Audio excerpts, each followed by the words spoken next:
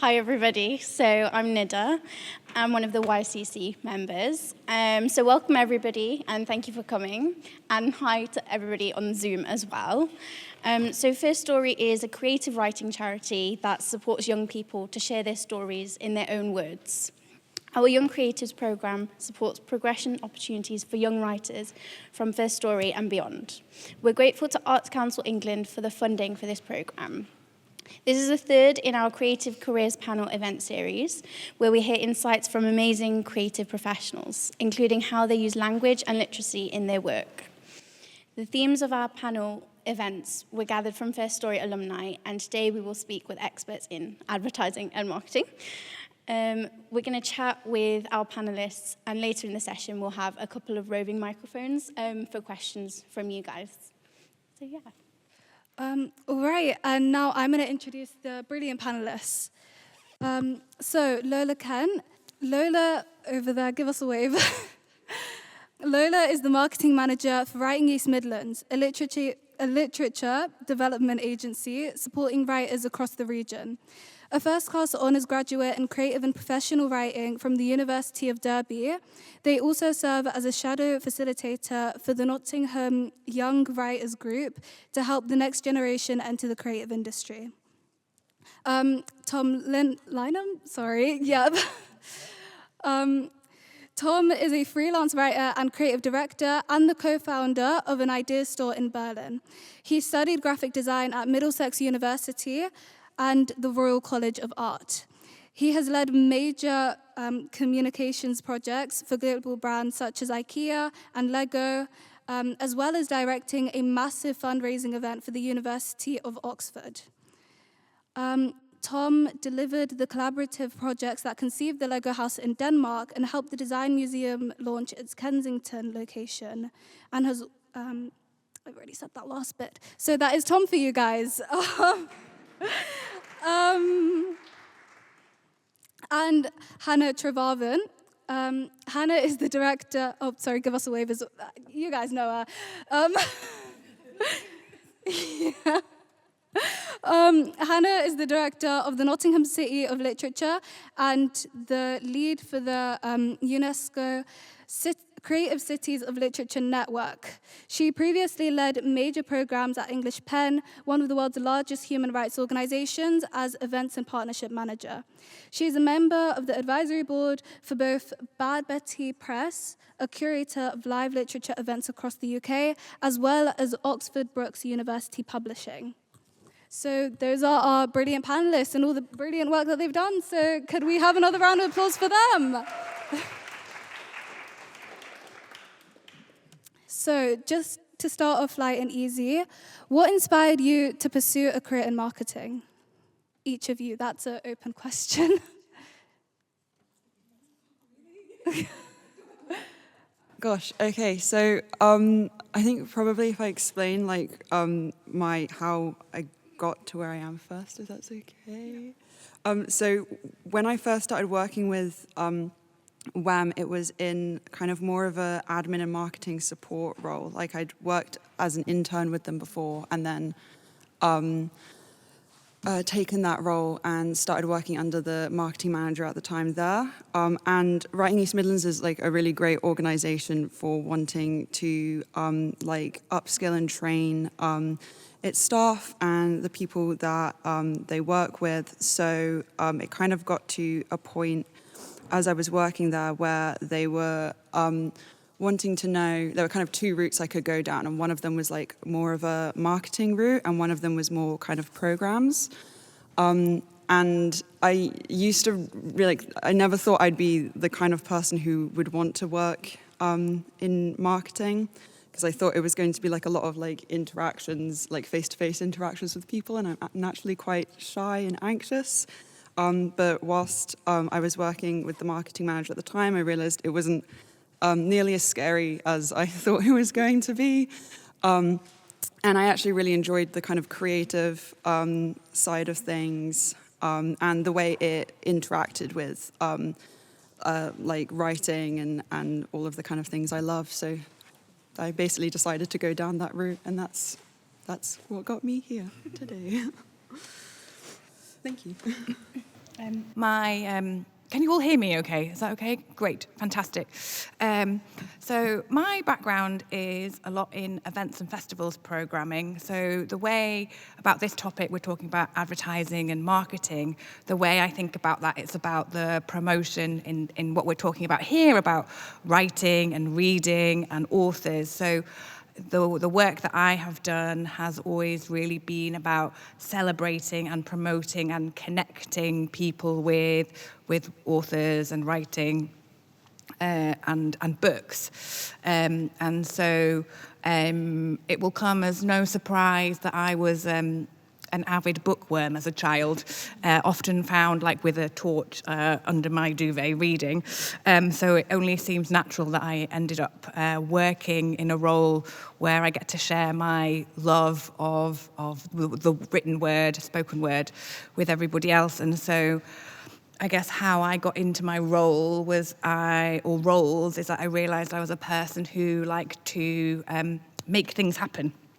So how do you connect people with ideas and get them to be excited about that thing? So the role that I do and the roles I've done has been about working with people like Lola and Tom to kind of bring those ideas together and to get people to come together to kind of communicate and share their love of these things as well. So that route was really about doing lots of different things and realising that as a lover of books and reading that you can have a job where you get to do that with other people, and it's really thrilling in my opinion.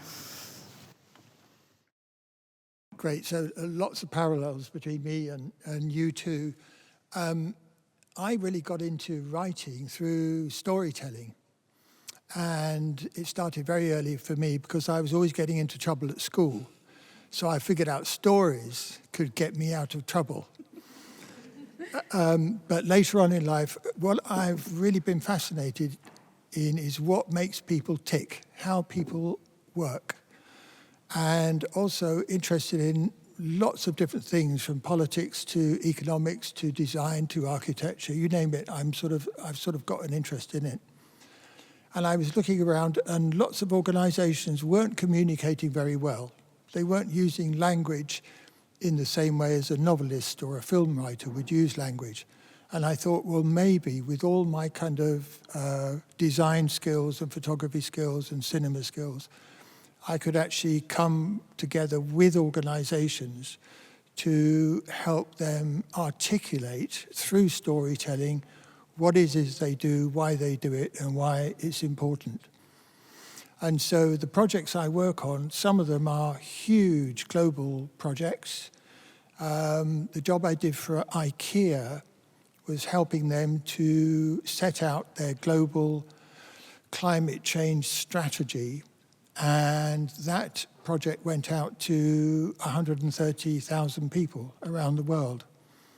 But then other projects I work on are absolutely tiny. So it might be somebody who just wants to start up their own business or their own charity or their own organization or goes a freelance.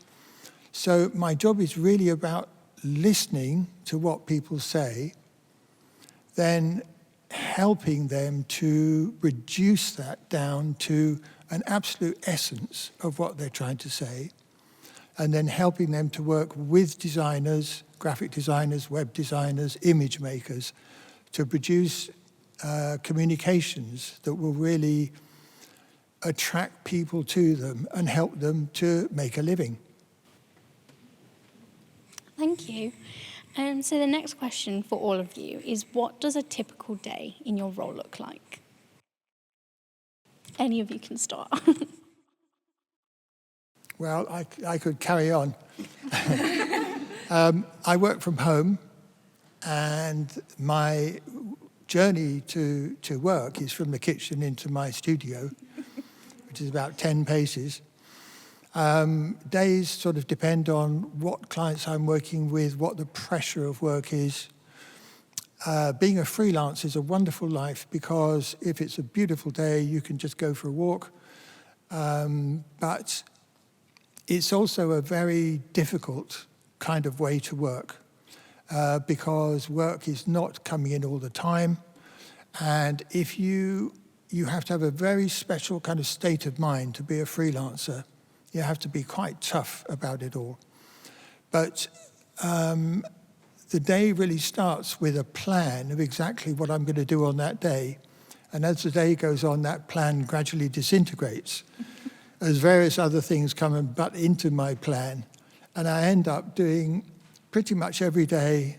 At the end of it, I've done lots of things I never meant to do at all.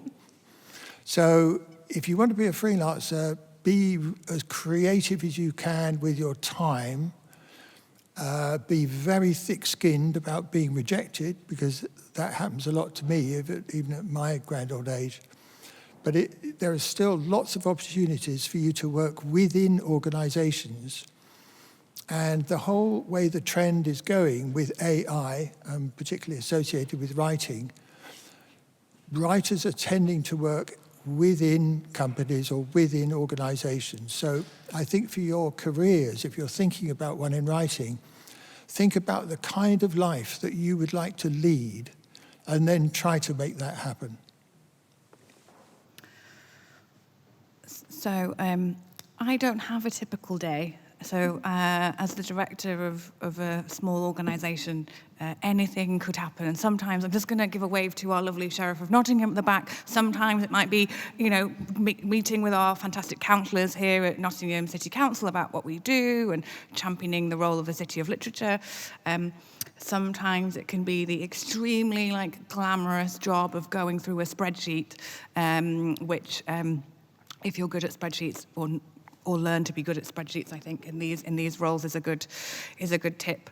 But it might also be meeting with prospective partners, meeting with wonderful people like Pippa here at First Story to talk about different projects, meeting with writers. We're funded by the Arts Council, who funded this programme as well, so I could be talking to them about our future plans.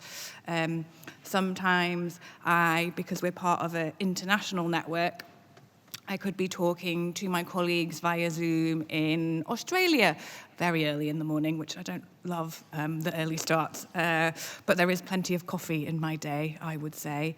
And then other times it might be working with our team on a particular project. So at the moment we're working on launching a literary map of Nottingham. So it's something that we've printed, we're going to be printing, and has literary locations all across Nottingham on that. So that might be because we're talking about marketing and advertising, proofing the copy, signing off the print, thinking about all of those kind of runs that you might do in a kind of more marketing and advertising role.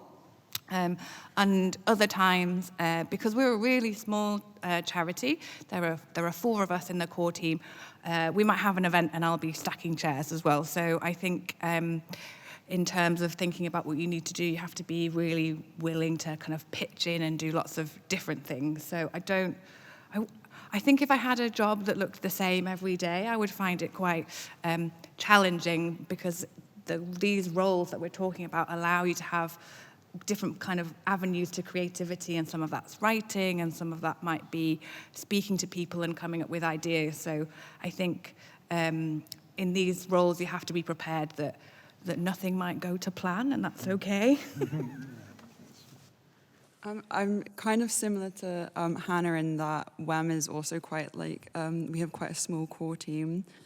So similarly, a lot of the time there's kind of a need to be flexible and kind of, I suppose, switch things up on the fly, I guess, and try and support other team members. But kind of, I guess, more practically, day to day, it can be anything from kind of stuff that I would consider more boring, looking at spreadsheets, or like you said, not to diss anyone who's really into spreadsheets, but looking at spreadsheets, analyzing data from socials, to doing more creative things with graphic design, or planning campaigns for specific projects that are coming up. Or it can be managing submissions to, we have a couple of competitions that we run So our sort of marketing department is just 2 people, and we kind of work together to manage do the admin side of things when it comes to getting in short story entries or poetry entries for these competitions, or just to being the first point of contact, so answering emails or phone calls from people who need signposting or want advice on what to do now that they've finished their novel, or where should they go with a script or something. So it can be quite varied, but it's a lot of fun, I think, that variation. So, what surprised you the most upon entering the marketing sector, like wherever you are within that sector, and how did you navigate that? Sorry, that is a bit difficult. No, I think it's a really good question, and I think it kind of speaks to the previous question, actually, is how varied roles can be in this sector. And I think I would say there's lots of learning about working with people. You have to be prepared to work with lots of different people from lots of different backgrounds. They are coming from really, really big organizations. You're speaking about working with IKEA or Lego, and they'll have really different priorities, or you may be working with an individual writer and speaking to them like we were saying about a particular project. So I think the most surprising thing, and I think what's fantastic about things like First Story and creative writing programs and storytelling, is it gives you these skills on how to communicate and talk to people, and in those situations where you might feel a bit uncomfortable or surprising, you have this bank of resources to talk about, whether that's writing or reading or being able to communicate with lots of different people. I think that is always really, and is still really surprising to me, that what in these roles, as Tom was saying, it's about story and how you communicate and how you talk clearly to lots of different audiences, and that's the kind of fun and surprising thing in a really good way, is you don't know what will come from these conversations, and you might go into a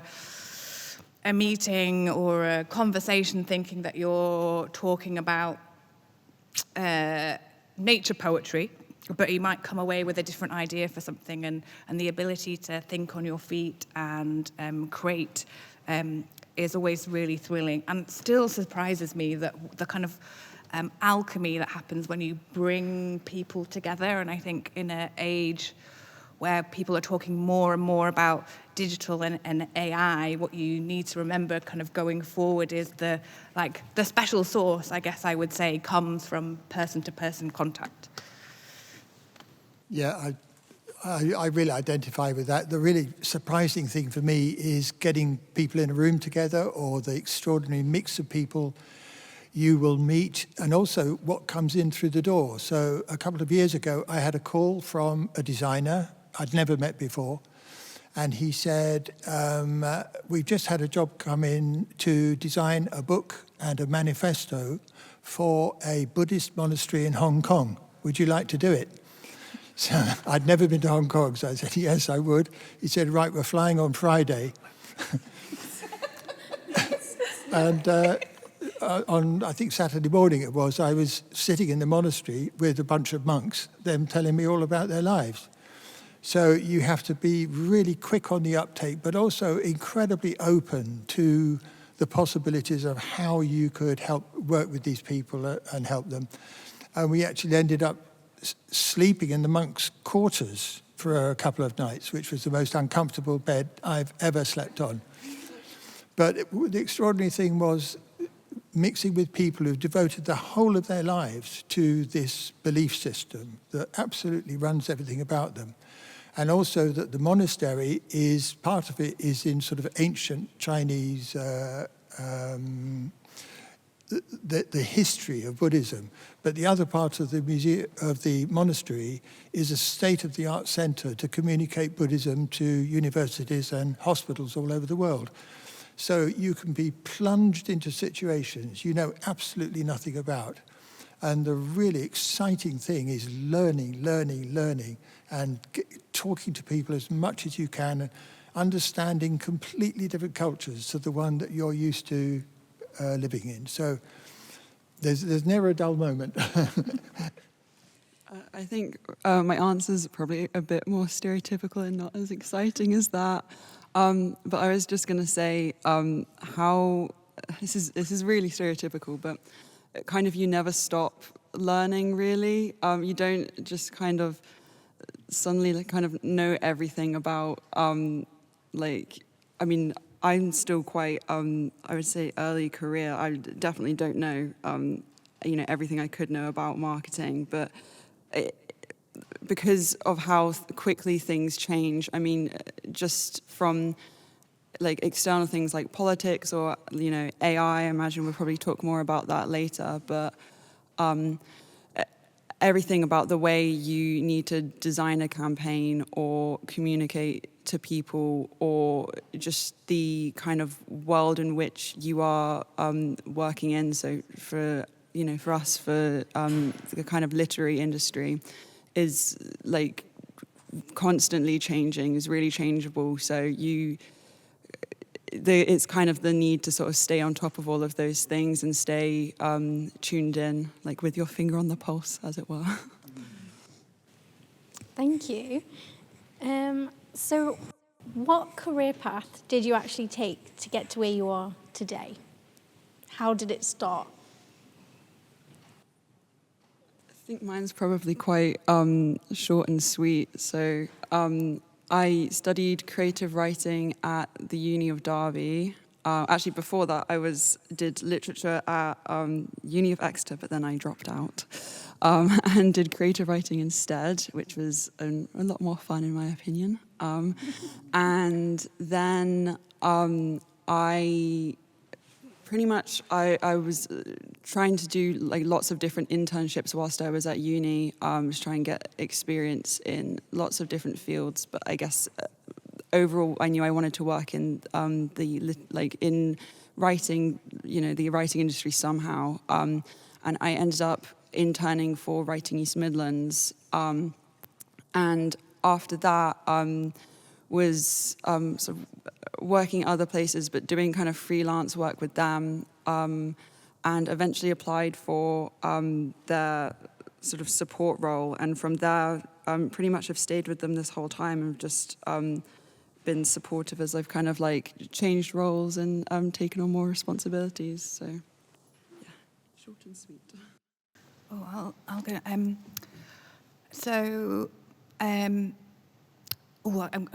like going back to the start. I guess it's really helpful to hear is I studied English literature at the University of Sheffield, and during that I was in the student theatre company, and I was also the editor of the art section of the student newspaper. So I suppose kind of giving tips on if you're thinking about creative careers, like university is a fantastic place to test things out, whether that's writing in that way or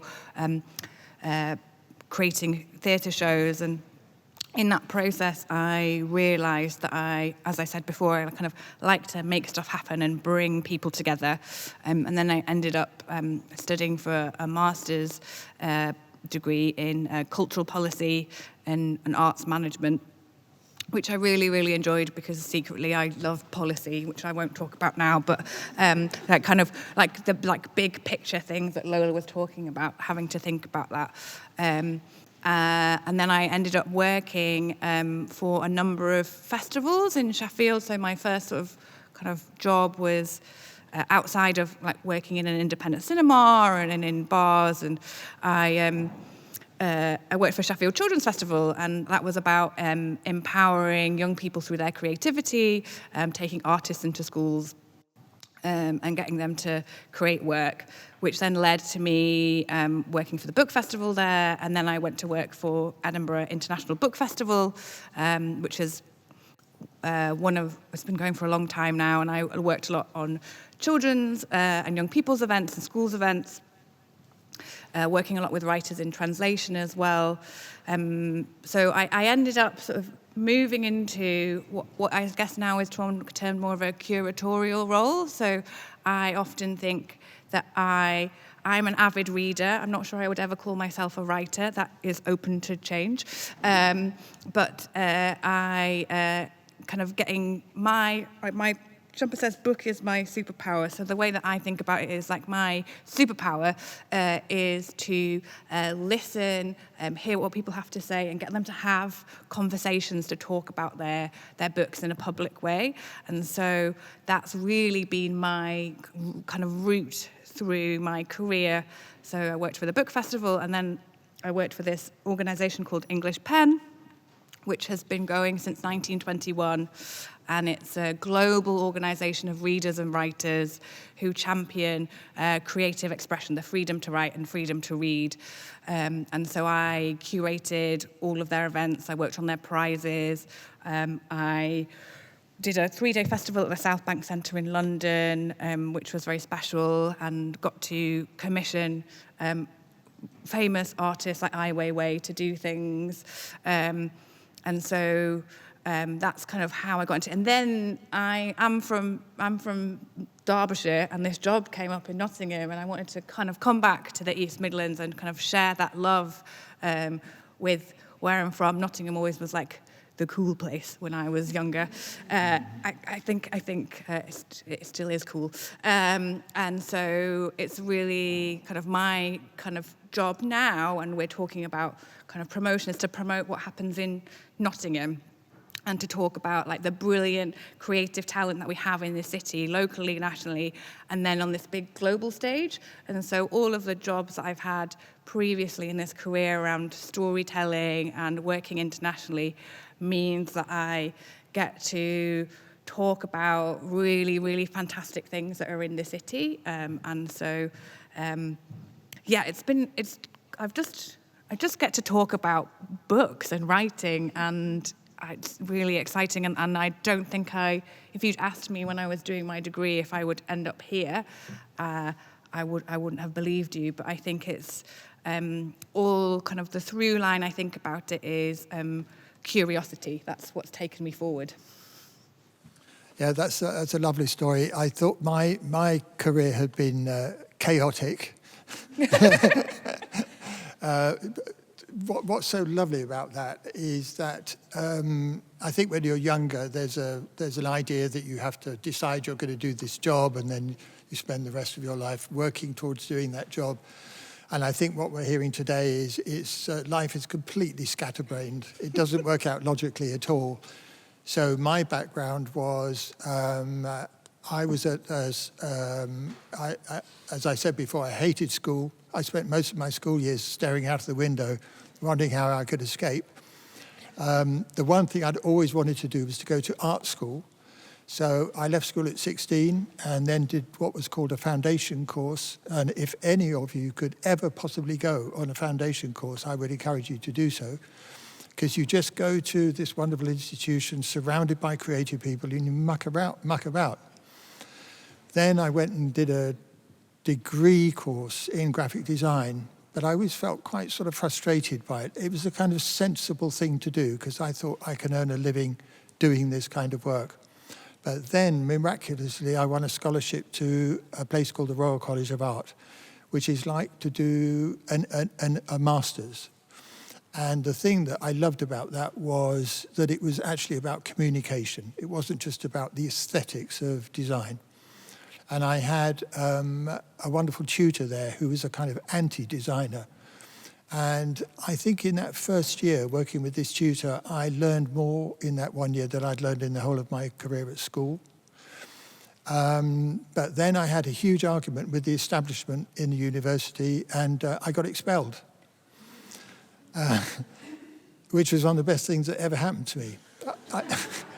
I felt that I'd been in education for so many years, I was really kind of becoming institutionalized by it. But I had a best friend who was a lumberjack, and I joined him for a year, and we spent a year just traveling around the country looking after trees. And the excitement and liberation of actually being out in the countryside and not in an institution anymore was an absolutely brilliant thing. And then I moved on to all sorts of things. I was making furniture, I was illustrating, and then finally moved on to writing. So my whole course through life has been completely jumbled, but somehow it's sort of worked out. Okay, so this is our last question for you guys. What is the best piece of advice that you have ever received? And in turn, what is your advice to the young people in this room today and on Zoom? Well, if I can quote Socrates, at the end of his life, he said, the only thing I know is that I know nothing. And I think my advice I've done lots of mentoring over the years, and I think the one piece of advice I've been able to sort of exchange with the people I've been mentoring is, like you were saying, just be massively curious. Just be interested in everything.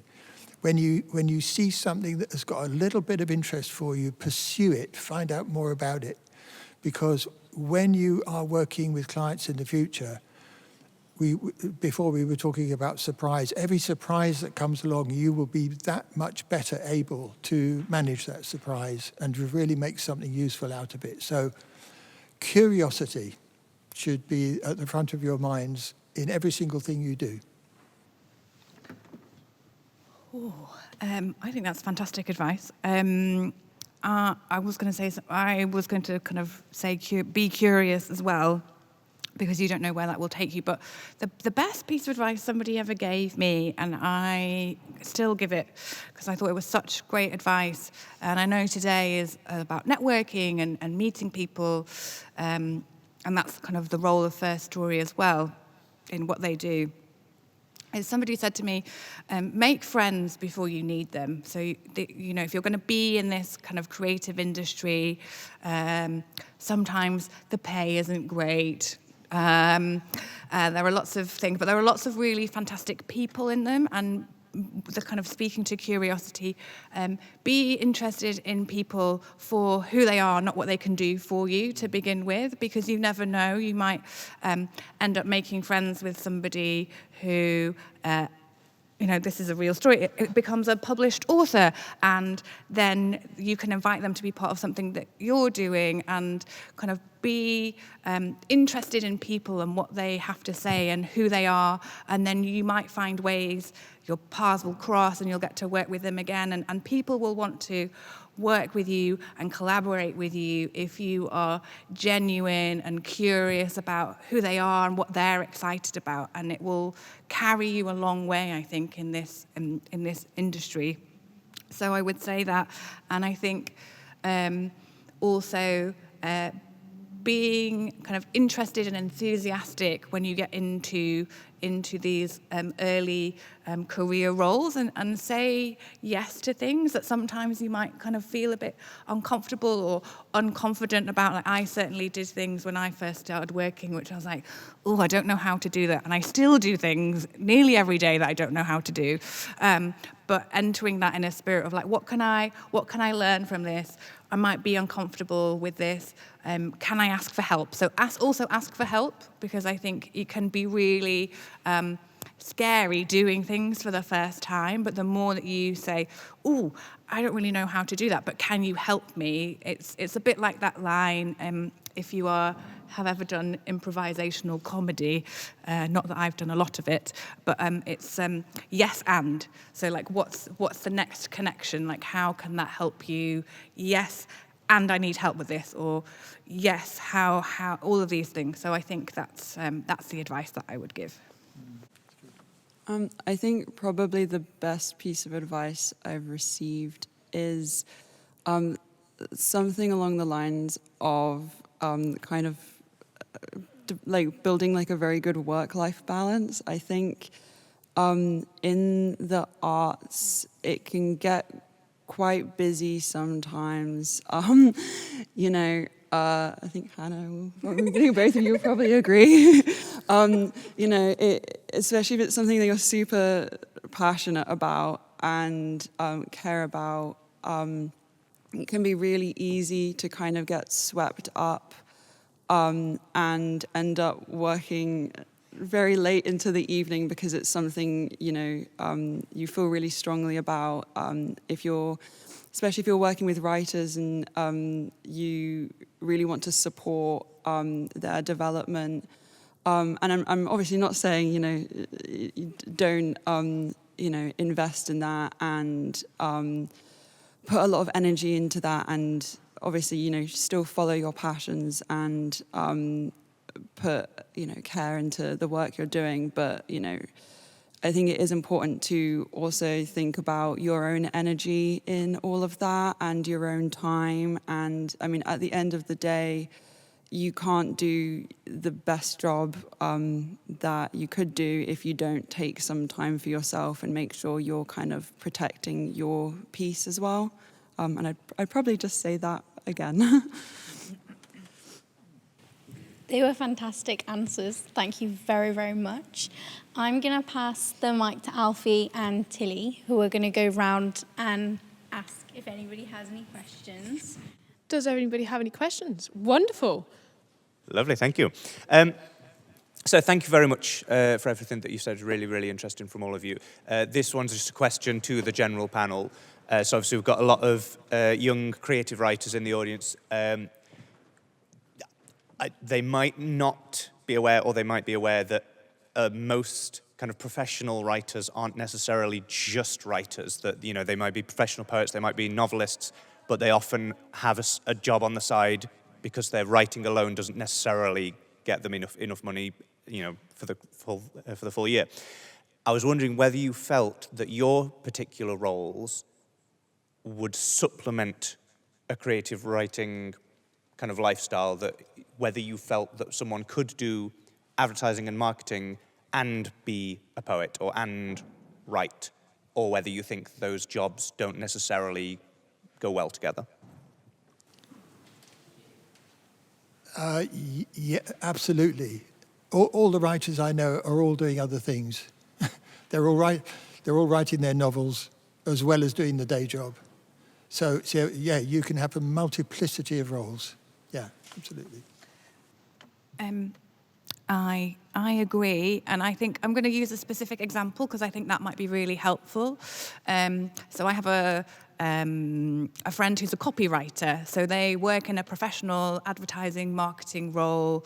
They got into that, so they're like writing on a day-to-day basis, but they might be writing to a particular brief. So they'll be working for a client which is thinking about tone and audience and all of those sorts of things. And working within a team, and so getting used to getting feedback and being edited, and you might work with a client and they say, I don't like that. And I think all of those skills that you might get in roles, and those are skills that I have had to develop in my career as well, like really learning to take feedback and how you move forward is all really fantastic. So I think those other jobs that you might have, which kind of can supplement or support actually a creative career, can give you those kind of professional skills that if you were then to be a published writer, for example, or you're working on your own creative work, give you that kind of understanding of how it works. Because I think if you are writing and you want to be published, like let's say that's the end goal here, you do have to learn how to get feedback from an editor or somebody in a publishing marketing department. So I think it all is part of a holistic view, I guess, of like how can those different skills support you creatively, but also understanding that how you nourish yourself in a creative space, you can then maybe bring that into your day-to-day role as well.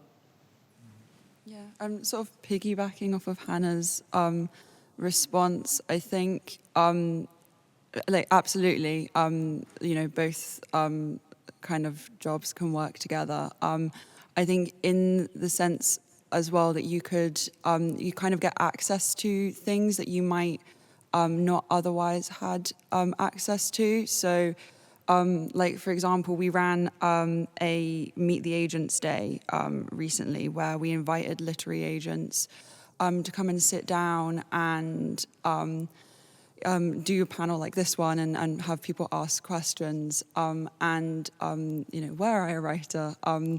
If I didn't work at WEM, I would have had to pay to go, obviously. But because I worked at WEM, I got to just kind of be there in the background and listen to all of their responses. So that was it's things like that would be really useful. Getting to meet people in the industry who can give you advice as well. Yeah, absolutely. If I could just add a little story to that, I was shown round the offices of a national newspaper some years ago. And the editor was, we were going room after room after room. And the editor, we went into one room and there were about 50 journalists all sitting there, tapping away on computers. And he smiled at me and said under his breath, "They're all writing their novels." Hi. If you could change anything tomorrow about educational pathways or accessibility within the industry, how would you make it easier for young creatives to get into these industries more, in a more interesting way, I suppose, or a more accessible way? That's a hard question. I think we should talk about AI. So, if you don't know already, AI is really taking over the writing business and design as well. I mean, AI is gradually going to engulf the whole of the creative businesses. So I think from education point of view, to help people go into these industries or work in these industries, I think it would really help them to work with students to be able to work with AI. And it's almost like preserving their own writing skills and their own storytelling, but learning how you can work with AI in a way that it doesn't engulf you, it doesn't take you over. And also to fight for really good writing that is nothing to do with AI. So that's absolutely critical part of the equation now. And lots of writers I know are really struggling, having had very successful careers. And we're all sort of thinking about diversifying, what else could we do? But probably related to writing in some way, but with nothing like the kind of strength of work that we've had in the past. So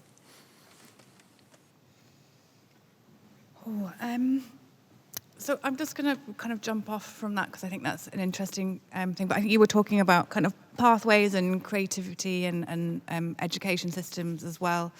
I think it's really interesting. Sorry, this is a big picture response, but I think it's really interesting that for everybody in the room, there was a kind of review of the curriculum of teaching and what that means, and I was really excited to see that there was a kind of conversation about creativity and what that means. And I think in response to what you were saying in AI, I think what is in my experience, only speaking to my experience and working with young people getting into careers, and what I think is helpful is kind of cultivating critical thinking skills. I think sometimes the education system and exams build you up to have this is the right answer and this is the wrong answer. And I think that's very black and white. And when you get into any kind of career, there's a lot of grey area.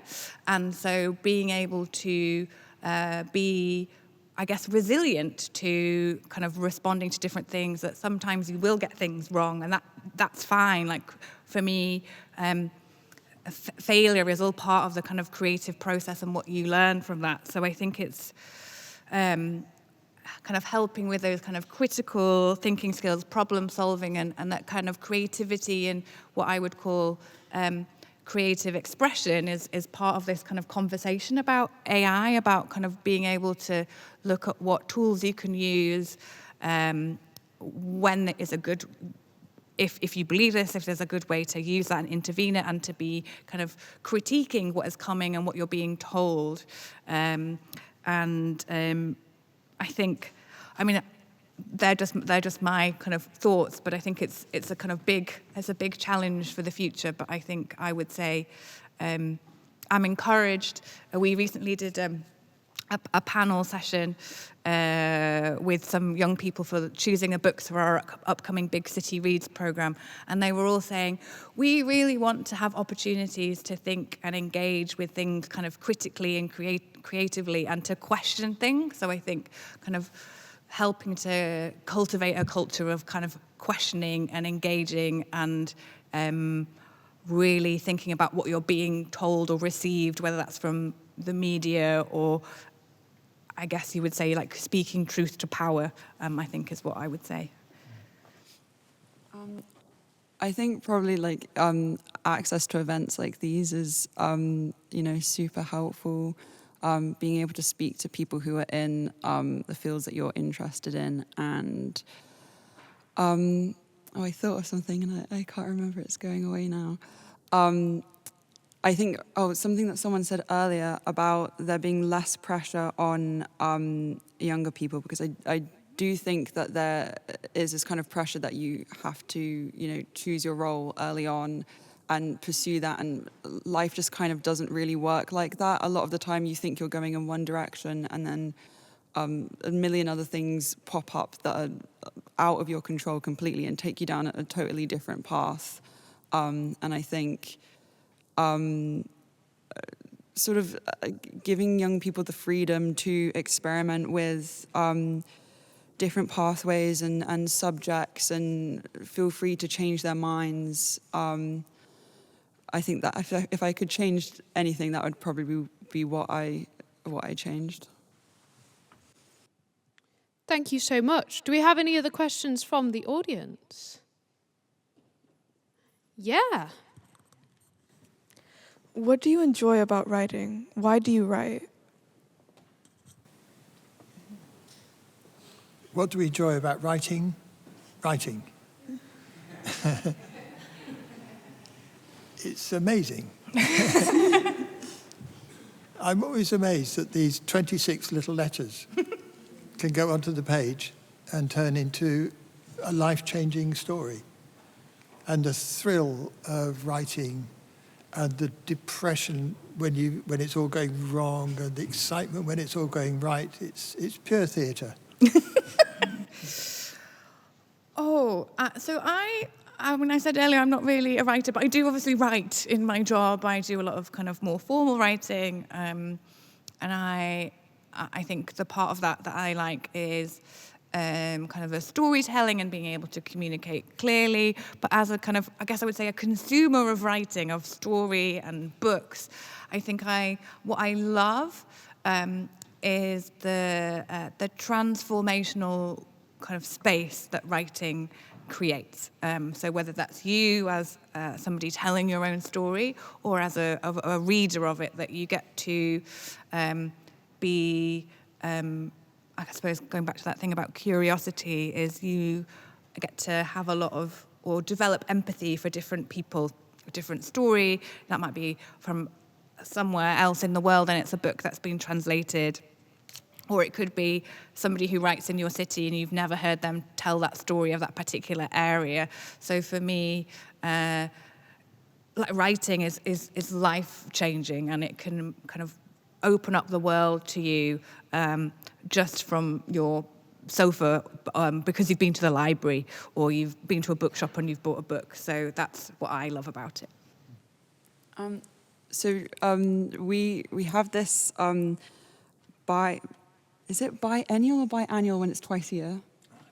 Oh, well, it's one of those, a magazine that we put out, and one of our mentees wrote in it recently, responding to like the theme of truth, and I think she kind of summarized it really well in that she was like, the reason we all write and we all engage with writing, you know, as readers or, you know, as writers, is for that kind of feeling of connection that we have when someone, you know, writes, gets a feeling or a situation and writes it, and you read it and you go, yes, that's exactly how it was. That's exactly how I felt. And I think for me, you know, when I'm reading, that's kind of what I'm looking for, is that kind of sense of connection where, you know, I have no idea who this person is who's written this piece of writing, but, you know, for one moment they've kind of captured this feeling that I felt, you know, like 5 years ago or something.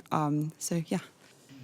Yeah, I think I just want to say, like, it makes you feel less alone, and I think that's really, really important. And there's a great quote that the former children's laureate Chris Riddell did, and there's a really beautiful illustration that goes with it, and it says, a good book is an empathy engine. And I always think about that, and that's like one of my favourite things when we're talking about writing and reading. Thank you so much for that. That was a really productive discussion. Thank you so much for taking the time to come speak with us today. Can we just have a big round of applause for Nidda and Yusra for being such fantastic facilitators?